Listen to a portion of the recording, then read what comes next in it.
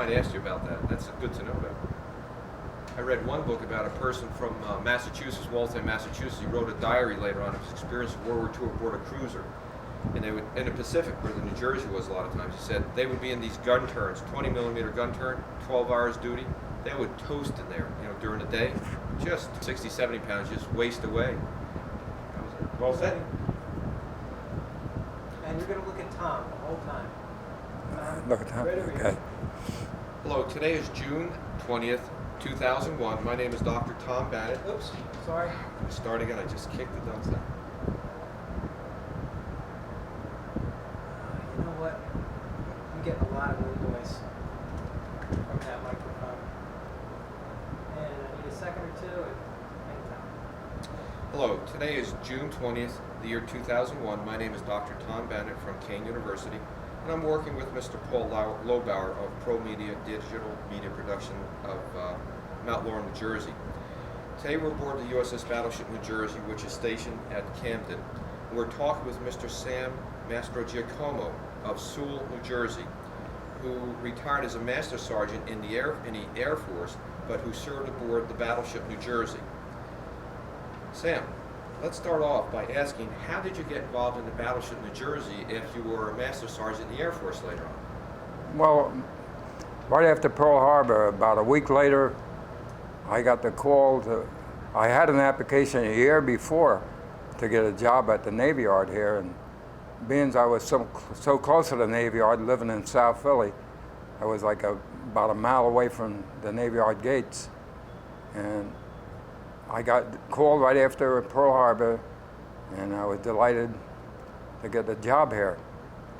And I was hired as a ship fitter trainee, and they put me on to New Jersey as was a little more than the kill. The kill was being laid, and I felt like, well, I'm doing something for the war effort, and I was happy about that. So your specific job aboard while building a ship was what specifically? I was a ship fitter trainee. Ship fitter trainee. And what does a ship fitter do? they line up wherever they put the bulkheads up and the frames, and they carefully line them up and predetermine the markings, and then the welder tacks it in position. Then the welders come along and weld this right in place, and a lot of parts are built into a big hangar, and it was a prefab parts, and this huge crane would lift up the parts and lay it right onto the ship.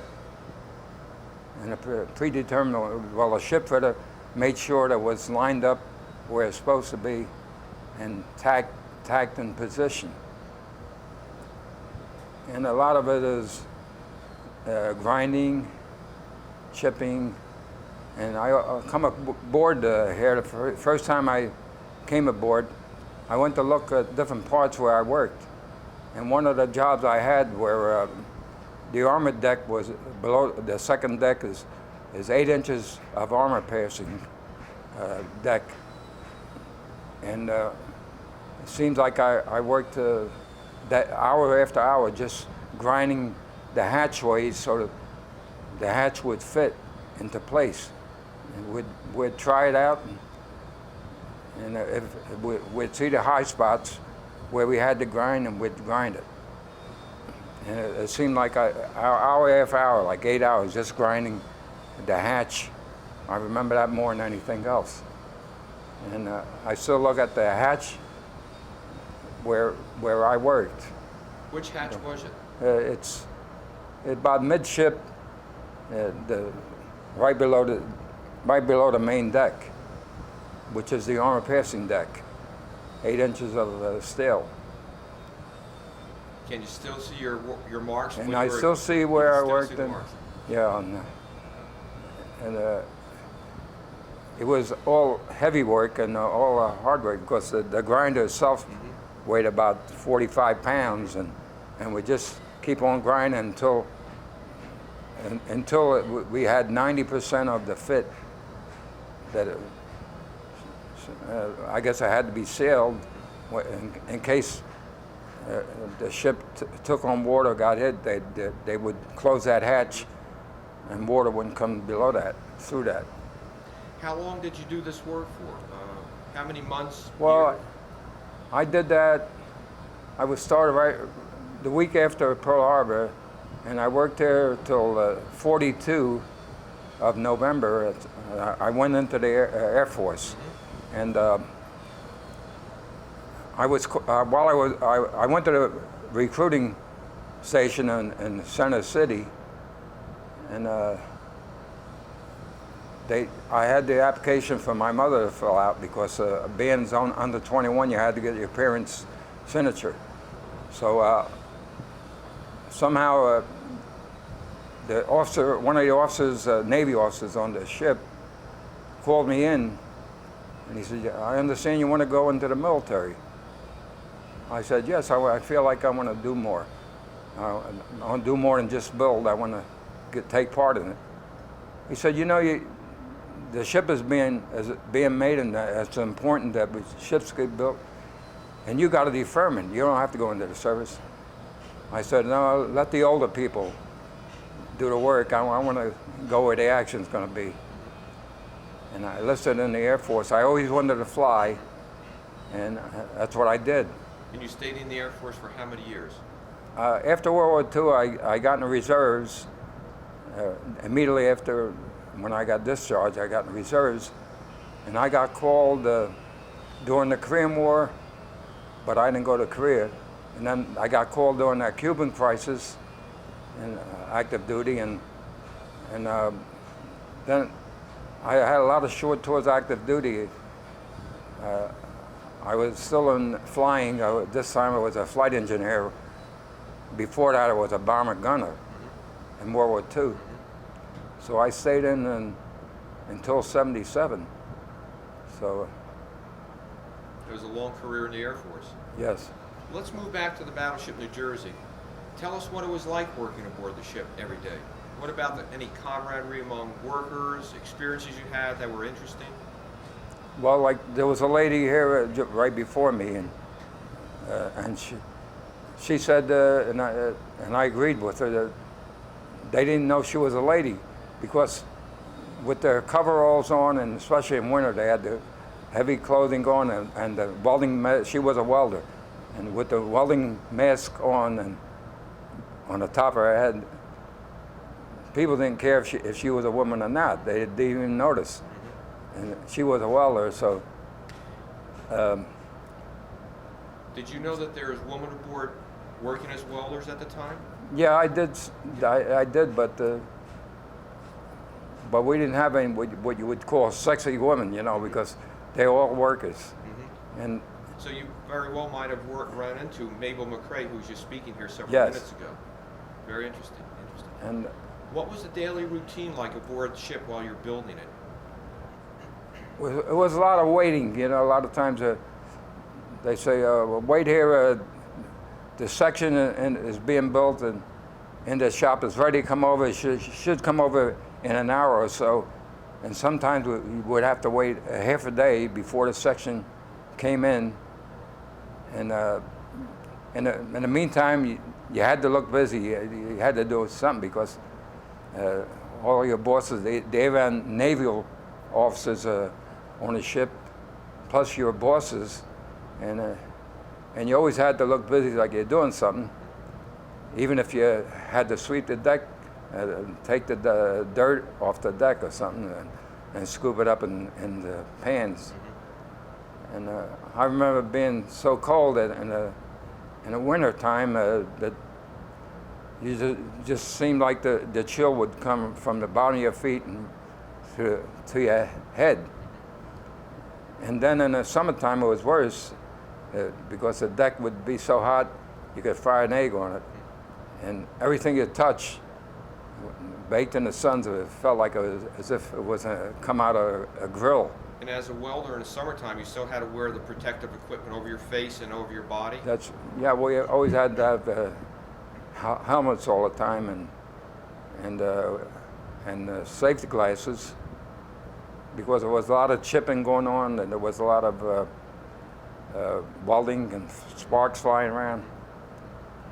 And they always had a fire watch. One of our jobs would stand by for the fire watch or the welder in case anything would catch on fire. And we had an extinguisher right in our hand waiting if anything caught on fire. And at that time, it seemed funny, but we didn't have anything electrical on the ship. Everything was by a pneumatic, air power, and all your drilling was air drilling. You had to use an air gun, and nothing electrical. And I think about today, they got these electric drills, portable electric drills that are battery operated, but we never had anything like that, and that would be the ideal thing. So if you're doing some work ship fitting with a grinder in your hand, was that grinder, how was that powered? The grinder was air powered. Air powered? Yes. So that was a very heavy instrument. Yeah. You said it was 45 pounds. Yeah. You must have built up some strong arms in that. And time. I built my arms, I'll tell you. What was it like as the ship's being built from the keel upward? Did you start at the lower part of the ship and work upwards? They put a piece That's how together and you we started by the keel, and at that time we didn't have the ship. We only had two dry docks, 1 and 2, and while we're building the ship, it was on a runway, on a run that went into the river, and dry dock 3 and 4 was being built. And it would have been much easier to build in a dry dock, but being on an angle, just like a sled going right into the river, everything had to be built on a 15 degree angle. In other words, to allow for the angle of the Yeah, ship. everything had to be That's interesting. built Did to the 15 degree angle. complicate or slow down the construction of the ship? Were mistakes Well, made? everything was measured. Whenever we put any section up, it was carefully measured. And it seemed like day by day you wouldn't see the progress, but if you would blank your mind out and see what the thing looked like 2 weeks before, you'd see the progress. Like if you had been away for a week or two, you would see the progress, but day by day you wouldn't notice it. In fact, it was amazing that the ship was started to be built was right after Pearl Harbor. The keel was laid during Pearl Harbor, the attack on Pearl Harbor, and then exactly 1 year later, the ship was ready to get a crew aboard. What was the attitude of the people working aboard the ship towards the ship and towards the war? Everybody was busy, and I felt that the American people really got together, and it was amazing how everybody got together to win this war. And like they built ships and airplanes at an amazing rate. It was unbelievable. Just for instance, the bomber that I was in, the B-24 Liberator, they built 1,700 of them. It was built more than any other airplane ever was built. 1,700 bombers, B-24s. It was amazing. And the ship was built, in a year's time, the ship was complete. 45,000 pounds of metal. How many people were working on the ship at a time? You were 500, 1,000? Do you have any rough estimate? It seemed like we had about 2,000 or 3,000 people working on one time. At one time, and that would go 24 hours a including day? all the fabrication shop that put the different parts together, and that big crane that they had.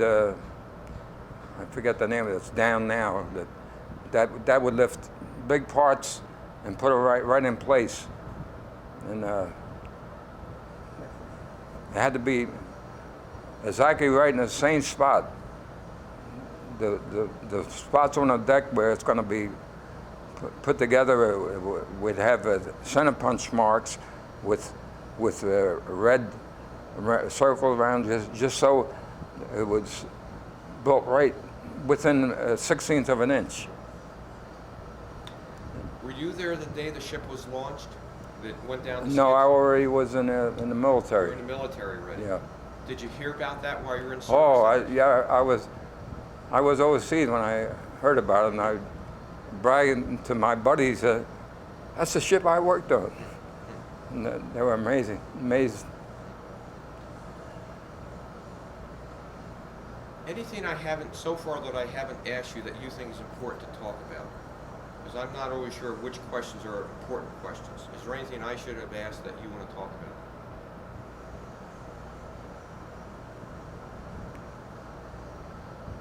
Well, I think the camaraderie to the people who worked on it, we're all busy, and the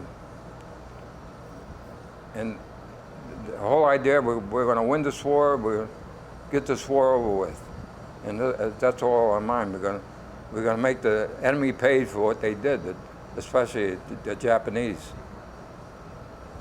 Did you ever, while you're working on the ship, talking about the enemy, was there ever any fear of sabotage, spying, that you had to be aware of, that they talked to you about? It seemed like everybody was really bent on win the war, and if we seen anything out of the way, we'd notice it right away. Mm-hmm. And in fact, one time, this was after the war, and they were lining up. They were lining up the shaft for the propellers, and there was a fine wire that ran from the fore to aft of the ship, just where the propeller shaft's going to be, and it was a tight wire, and somebody had come along and with a cigarette lighter or something and burned the wire. And I think just for mischief.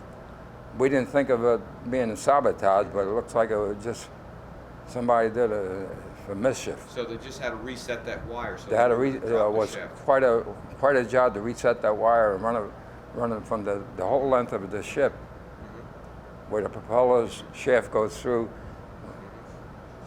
Do you think it was a solidly built ship, based on your experiences? Nothing. It was built so well, and it was amazing how. Yeah, I look at it today, and here it is. It's almost 60 years later, and the ship is just as solid as could be. I mean, I don't think any country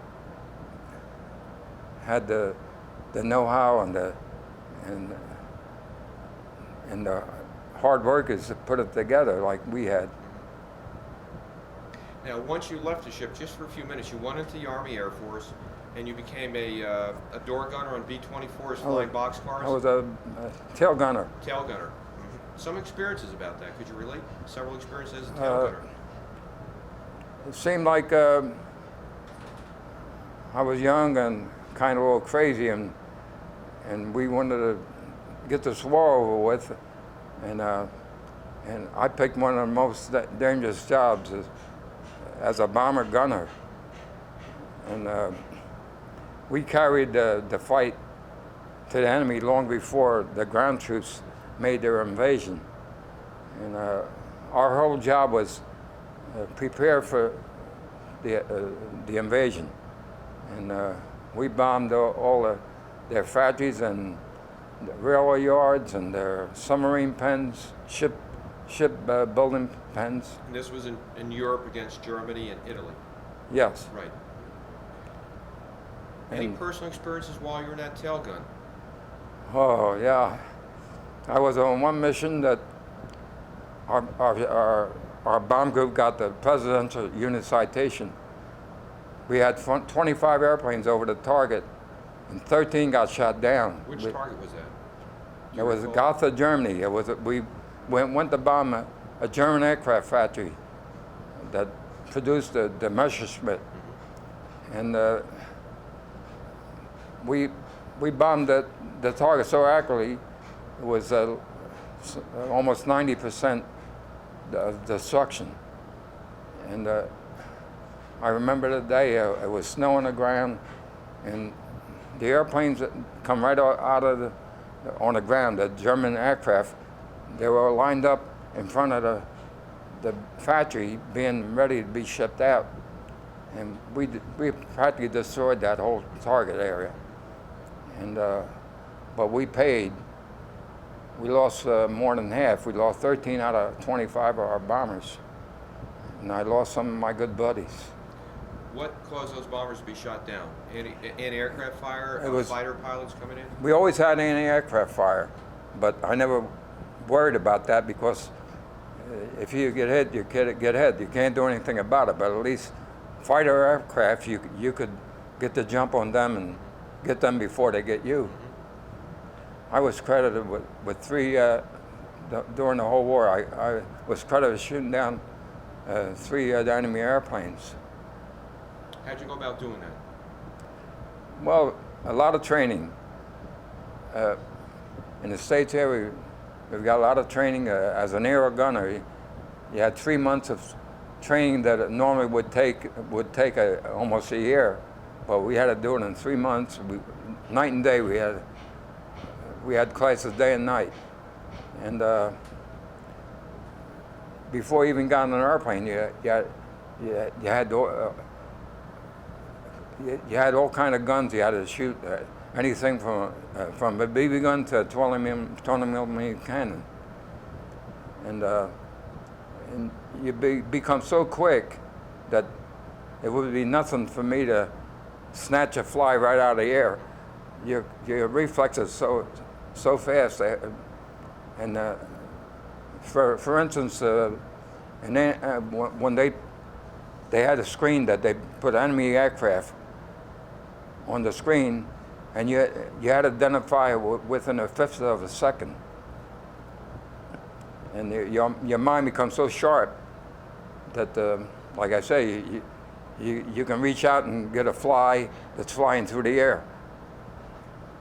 So if I can be a little more focused now, if you're actually in combat, how'd you actually shoot one of these airplanes down? Tell us about that. What's happening?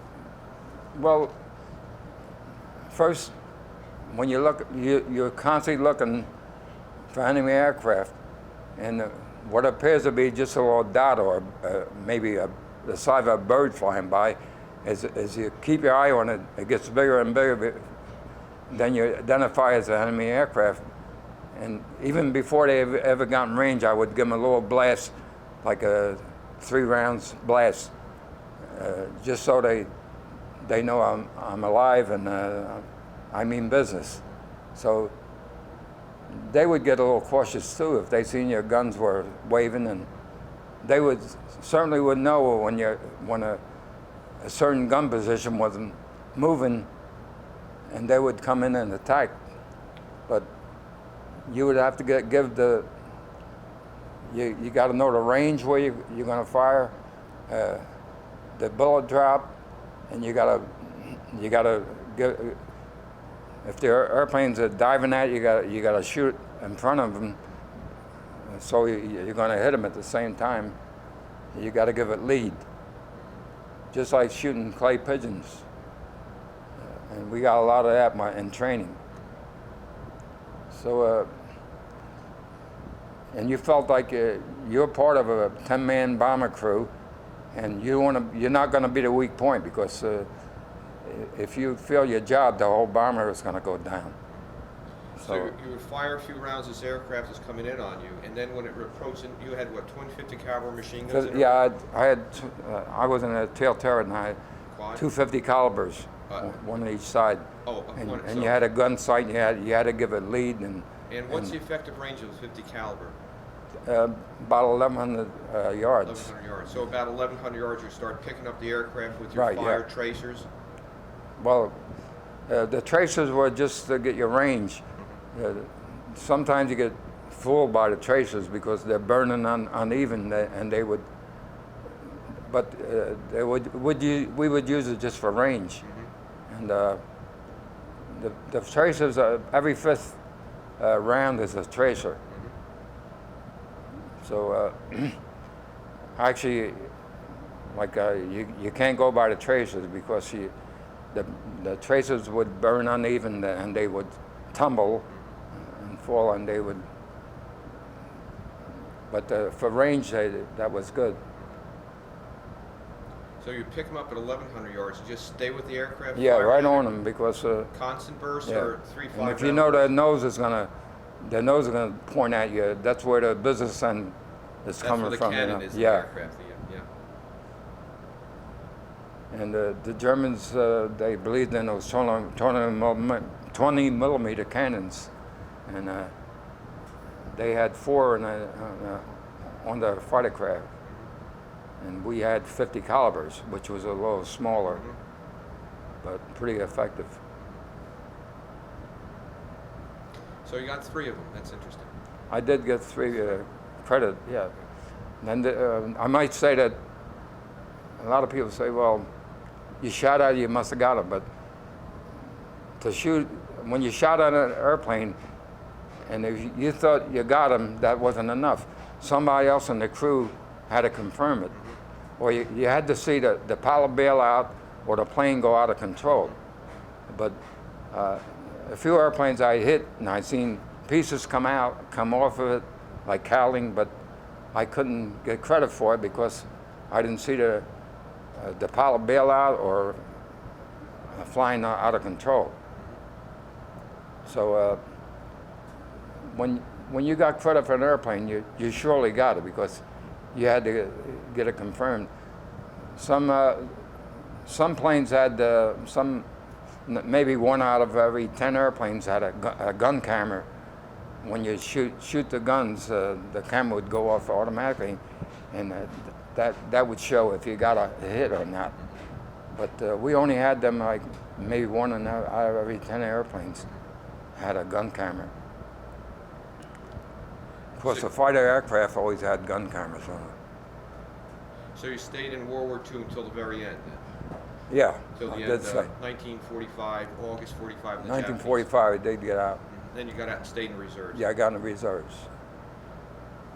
How does this impact on you? Looking back at your work aboard the battleship New Jersey, where you started, and then working as a gunner aboard a B-24, what do you carry with you today? How does that affect you today, many years later? There's memories, son. Like that Gotha, especially that Gotha mission, it's embedded in my mind like as if it happened like last week or something.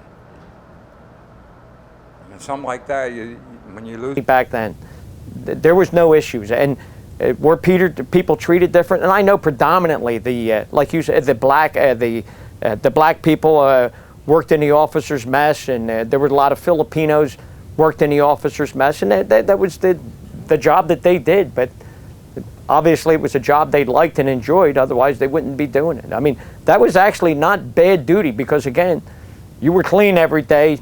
You wore a white uniform, and it was white every day, you know, and I'm coming out of the engine room, I'm all dirty, greasy, hot, and sweaty, and I'm looking at this guy going, oh, I hate to do that because he's got to clean after him, and wait a minute, he looks like he's just ready to go out for the night on a party, and I'm going, it can't be that bad. And then, like other advice I got from my father, make friends with a cook. The best man you could do, 2 things he said you want to make friends with, the cook and the guy that's going to wash your clothes. And it's funny because on ship, everybody put their dirty clothes into a big duffel bag that went down to the general cleaning of the whatever, if they ever cleaned it, and then it got sent back. And of course, when it came back, you very rarely got your bunk room's duffel bag, and if it did come back, you very rarely got everything that you put into it. But if you made friends with that guy, and every time you seen him out, or bought him a hamburger, or bought him a beer, or took care of him, or got him back to the ship, I'll tell you what, you just go down and visit him with your little duffel bag, and he would just wash them while you stood there and gave him a carton of cigarettes or whatever, or even just shot the breeze with him, and your clothes were absolutely clean. So Did it work? It worked 100%. So you got to know all the cooks and the... yeah, it was great advice. The best advice he could have probably ever given me. The cooks was even great. Mid-rats, you would go down at mid-rats, and basically you thought you were eating a rat at midnight. I think that's how they got the name mid-rats, but You know, the guy would give you a little wink, come over here, and you know, maybe you'd have some, you know, we call them horsecock sandwiches. You know, maybe a bologna sandwich, which was a big treat out at sea. I mean, one of the things they did have was most of the time the bread was fresh because they would make bread every day on the ship. And you know, you would walk down in that mess room and smell the bread, and you go, man, I think I'm in New York City. How was discipline on the ship? If guys came back from shore leave for a couple days, say in Subic Bay, and they got in trouble, were men treated? Was discipline strict? Was it understanding? Was it loose? How would you characterize that? I would say the discipline. I had gotten in trouble once or twice while I was on the ship, and one of the things I recollect, I worked in the engine room, and it was hot down there. And we found out that if you got in trouble, you got to go up and holystone the deck. Hey, salt breeze, fresh salt air coming off the ocean, sunshine, take your shirt off, got a little sunburn because we never got to get a tan down in the engine room. And then all you had to do was rub this brick back and forth across the deck for a couple hours. And after a while, I think somebody seen into that.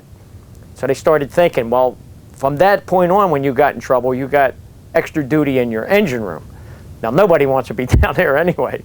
And that kind of ended the problem. And I remember they started sending what we would call the deck apes, the people assigned to deck duty, down to the engine room to do extra duty. And that kind of cleared any problems they had up on the ship. You got in trouble. And the engine room really wasn't the worst spot on the ship. It was actually the boiler room. The boiler room was hell compared to the engine room.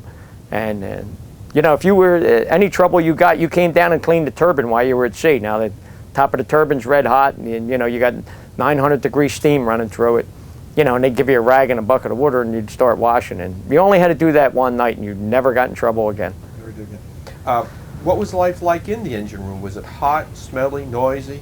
Very noisy. Like I say, one of my major duties was I was a throttleman. I actually had a big throttle in front of me, looked like a big steering wheel.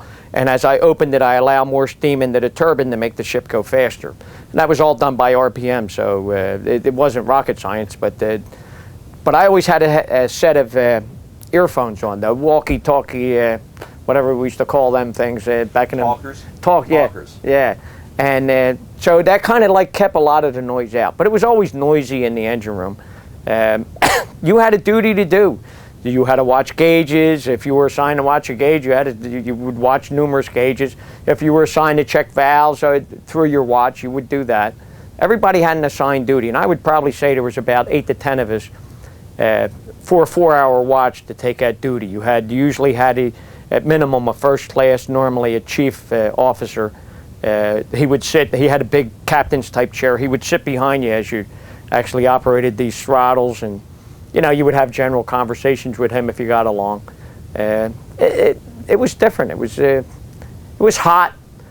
It was we had these big giant blowers that would blow 140-degree air. It felt like you were cooler if you didn't stand under it than if you were, but it was an adjustment. You got used to it. What were the relationships between young enlisted men like yourself and the chiefs who have made the Navy a career? How did they treat you, and how'd you get along? Well, actually, surprisingly, we got along pretty good. Of course, the term for them were lifers, and you know, we all had what was called a short timer's chain. Everybody had a chain with links on it, and each month you would cut a link off. You know, when you were a new guy, it reached the floor. When you were near the end, you only had a couple links left, and it was probably done more in fun than anything. You know, we would bother the lifers, and the lifers would bother us, but there was you had to get along. You actually had to get along with people. If you didn't get along, you wasn't going to be on a ship long. Our chief warrant officer or chief officer that was in charge of our engine room, and the chief warrant officer, I remember his name, Blanchard.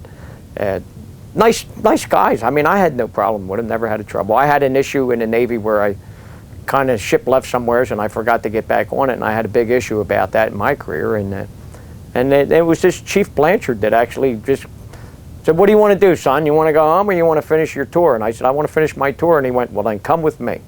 And he actually helped me out a lot. And again, it was guidance. The senior men on the ship, for the most part, normal people, and they guided you. That was the career they chose. And I really never, I never met somebody that was really strange or out on a limb, and it just didn't work that way for me.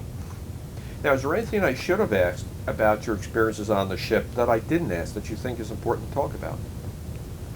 I would say it was life on a ship, what it trained me to do for my life. The Navy, you know, when I was in the Navy, I hated it. When I got out of the Navy, I didn't want to think about it. 15 years later, I started saying it wasn't that bad. And at this time in my life, I look back on it and say, what a great opportunity that was for me, for a young man from an inner city to get on a ship and travel around the world, even though it's not a cruise, and go to my term during my time in the Navy, Melbourne, New Zealand, islands, Formosa, Singapore, Japan. These are places I would have never seen unless I read about them in a book. And to go there and actually experience that, it was you can't believe it. And it was paid for by the federal government. I was making maybe $54 a month. It was a great time. And I guess that would also answer the question for the impact on your life. Would you say positively impacted your life, negatively, or neutral? Well, I would say definitely a positive impact. I was a immature young kid, probably half of a troublemaker, good student in school, but you know, I had my issues. We lived in the city. We were all about the same. Joining the Navy was an experience. I remember my father telling me before I went in, if you don't listen, you're not going to be in anyway. Don't worry about it. They'll drum me right out. The job I have for my career now, I'm a fireman in the city of Trenton. And that experience in the Navy, when the young guys come on a job today, or even the young guys that didn't serve in the military, and they come in and they're disorganized, or their uniform needs to be pressed, or they forgot to shave, or they're never prepared. And it seems like military guys are prepared. They know they must look neat, and they do look neat. And the job I do now with the fire department, I'm in charge of all of these guys. And you know, you hate to go up to a guy and say, hey, listen, clean yourself up, you look like a bum. And you know, of course, when I was in the Navy, they would never allow that. But it probably impacted my life. My wife will tell you I'm very disorganized, but I think for the most part, you know, it taught me to be a little mechanical, taught me that I have to wake up in the morning and go to work that day. You know, I show up every day for work. It's something I've done throughout my career, and when you're on board ship, you don't call in sick on Monday morning because there's no sick leave. I mean, of course, if you got sick, they treated you, but you know, if you had the sniffles, you still went down to the engine room. And if your stomach didn't feel good, you still went down to the engine room. And if you had a bad hair day, you still went down to the engine room. So it's a great experience. It's a great life experience, because I think, as of course most military people will tell you, everybody should have to serve in the military, because then everybody will realize what life's about, because that's what life's about. The opportunity for you to show everybody that you can do what you have to do, that you have to get up in the morning and do something, and nobody's going to grab you by the hand and shake you and say, it's almost 8, you better get ready, because when it's 8 o'clock, you better be ready. So I look back on it now as a fond recollection of my time in the service. Now, you brought several books with you, and you're going to show us something? Yeah. Play something? Sure. Go ahead. I have it's how much I hated the Navy. I actually, and they didn't give them to you, I had to buy them. These are like 2 yearbooks. And as I said, I talked about the smokers, and this is a picture of, you know, at least they gave us headgear and big fat gloves. And another exciting experience in the Navy is the crossing the equator. You know, guys actually got to dress up like girls. Now, I could say I didn't do that, but it was a great experience crossing the equator. And again, my father prepared me a little bit. But during my time in the service, I crossed the equator about 8 or 10 times.